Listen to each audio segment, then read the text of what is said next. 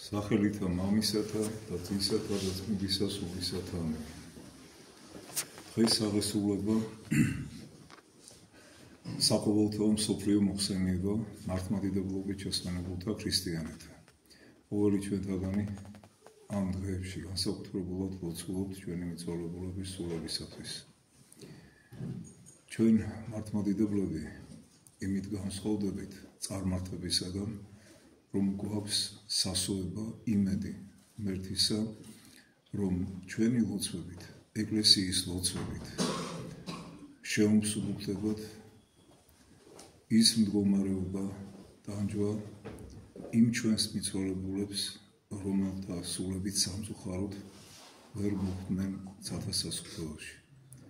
ხოლო ის ჩვენი ახლობლები, მიცვალებულები, გარდაცვალებულები, რომლებიც ცათასასწრაფოში იმყოფებიან, ღებულობენ რა ამ ჩვენს ლოცვებს, პასუხობენ თავიანთი მადლმოსილი ლოცვებით და მათი ლოცვებით უკვე ჩვენ ვხარობდათ და გვემატება ძალა და უნარი ამ მიწიერი ცხოვრების სხვადასხვა სიზნელათა დაძლევის. აი როგორ საუბრობს მიცვალებულებთან დაკავშირებით ჩვენი მოქმედების შესახებ წმინდა მტამთავარი იოანე ოქროპირი, თუ რა ვალდებულებანი გვაქვს ჩვენი მიცვალებულებისათვის და რას უნდა ფიქრობდეთ და რას უნდა ვაკეთებდეთ მათთან დაკავშირებით. ვიგლოვთ არა სულთა მობრძავნი, არამედ ისინი, ვინც ცოდვით განასრულებენ სიცოცხლეს. თუ შენ ცოლო, შემწეობა გჭირდება და ამიტომ დასტირი ქმარს, დახმარებისათვის მიმართე ყველა ჩვენგანის დამცველს, მაცხოვარს და კეთილის მყოფელს ღმერთს. მარად მზად მყოფს დაუძლებელსა და ყველგან განფენილ სიკეთეს, საიმედო საფარველს, რომელიც 4 კუთხილ გვიცავს განსაცდელთაგან. მეტყვი, რომ ქმარს შეჩვეული ხარ და ის შენთვის სამყარი და სანატრელია. ეს მეც ვიცი, მაგრამ თუ გონების ძალით გაინელებ მწუხარებას და დაფიქრდები იმაზე, თუ ვინ წაიყვანა შენი მეუღლე, თუ საკუთარ ნებას ღმერთს მსხვერპლად შესწირავ და შეძლებ ამ მტკივნეული დარტყმის დიდ სულოვნად და დათმენას, მაშინ იმას, რასაც დრო უნდა აღასრულებდეს, აღასრულებს შენი სიბრძნე. თუ მეტისმეტად მიეცემი წუხილს, მართალია დრო გაანელებს შენს დარდს, მაგრამ ჯილდოდ ვერაფერს მიიღებ. გაიხსენე, როგორ დააპირა აბრაამმა თავისი ძის მსხვერპლ შეწირვა.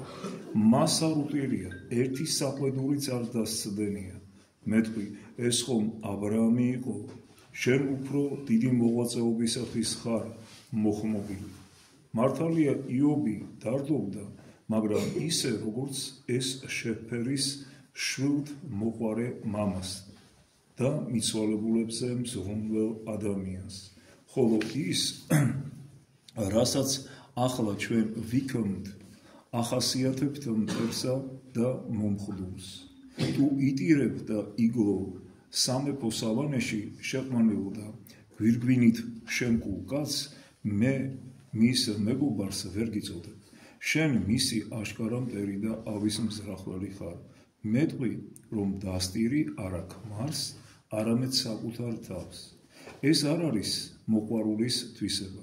გინდა რომ ის შენზეც დარდობდეს და საკუთარ გაურკვეველ მომავალზეც მაშინ, როცა გვირგვინი უნდა დაიდგას და განსასვენებელისაკენ გაემართოს. გინდა ის ტალღებმა დანთქას მაშინ, როცა ნავსაყუდელში ყოფნის ნება მიეცა. მეტყვი, რომ არ იცი საით განვიდა. უნდა იცოდე, მართლად ცხოვრობდა თუ არა იგი და აქედან შეიტყო, საით გაემართა. მეტყვი, იმიტომაც ვწუხვა, რომ ის ცოდვილი აღესრულა. ეს ნათქვამი მარტოობენ სიტყვის ბანზე აგდება და საბაბი იქნება.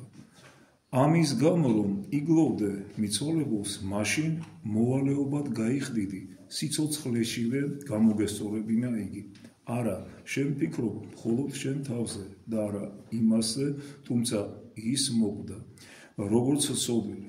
მაინც უნდა გიხაროდეს, რა კი ცოდვას ვეღარ ჩაიდენს და ბოროტებას არ დაამატებს. შენ კი შეძლებისამებრ უნდა მიეხმარო მას არა ცრემლით, არამედ ლოცვა ვედრებით, მოწყალების გაღებითა და შესაწირავით.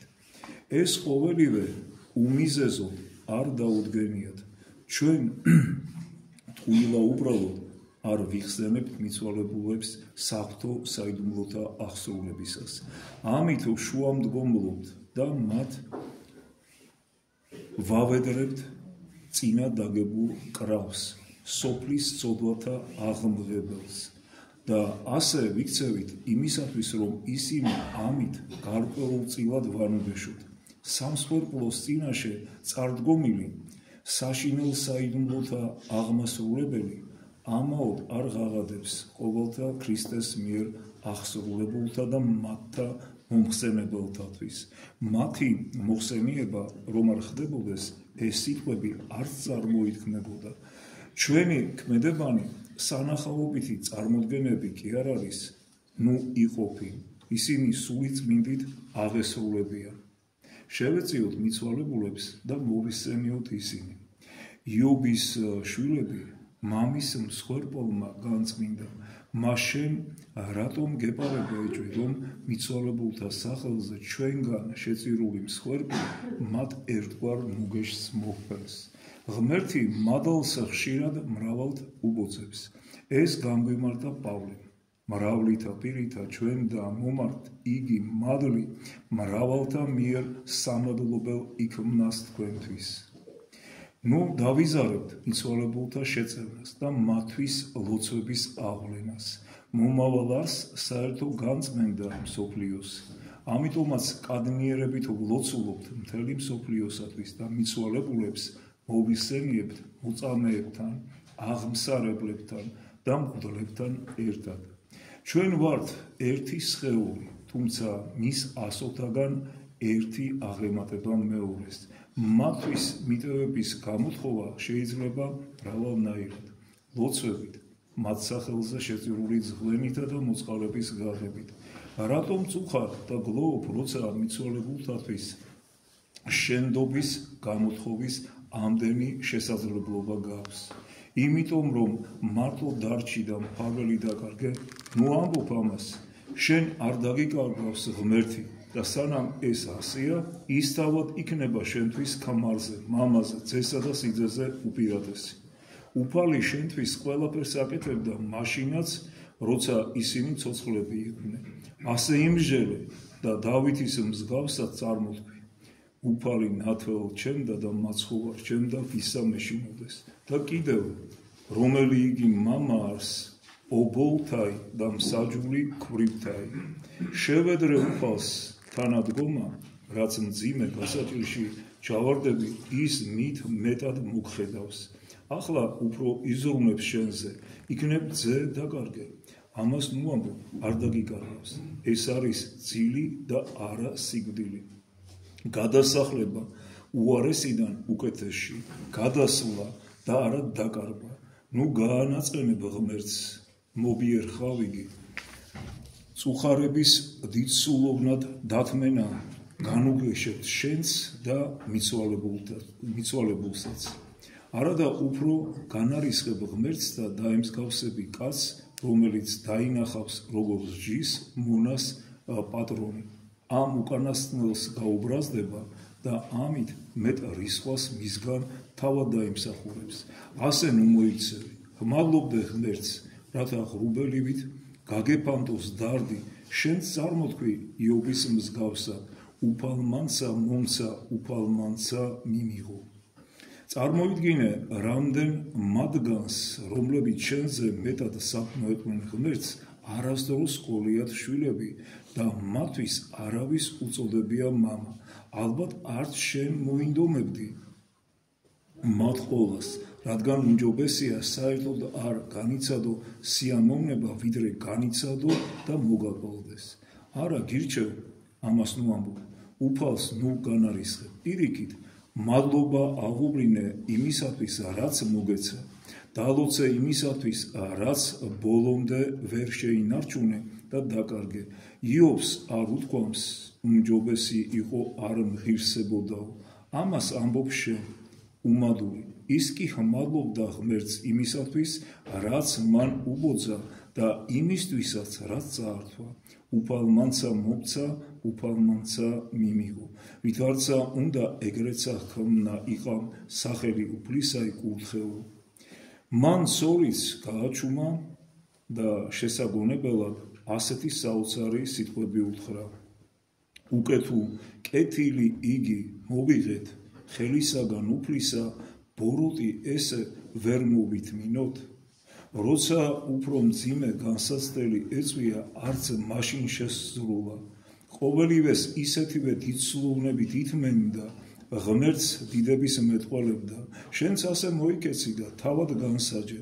ახლობელი წაგართვა არა კაცმა, ვიღაც მტერმა, ან არა კეთილმოსოვნემ, არამედ ღმერთმა, ვინც შექმნა იგი, ვინც შენზე მეტად ზრუნავს მასზე და იცის რა არის მისთვის სასიკეთო. გაიხსენე ცოცხლად დარჩენილმა რამდენმა შვილმა მოუწამლა ცხოვრება თავის მშობლებს. კითხავ, ნუ თუ ღვთის მოსავალ შვილებს ვერ ხედავ, ვხედავ, მაგრამ მათთან შედარებით შენი ძე ამჯერად უფრო უსაფრთხოდ არის. მათ ახლა აქებენ, თუმცა უცნობია რა აღსასრული ექნებათ.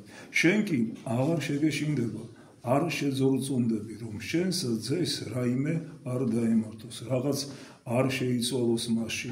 ასე იმსჯელე, კეთილი და მზრუნველი ცოლის დაკარგვაზეც და ყოველივესთვის მადლობა აღუბრინე ღმერთს. იქნებ უფალს ნებავს, იცხოვრო თავშეკავებით და ამიტომაც განთავისუფლებს ბორკილებისაგან. თუ ასე ვიმსჯელებთ, სააქაოშიც შევიძენ სულიერ სიმშვიდეს და სამომავლოდაც დავიდგამთ გვირგვინებს. ესე მარტო ბოლოდე არ უნდა ვიფიქროთ ამ იმშევით. ასე არის ნამდვილად და ჭეშმარიტად. ღმერთმა განუსვენოს ჩვენი მიცვალებულებს სულებს და ღმერთმა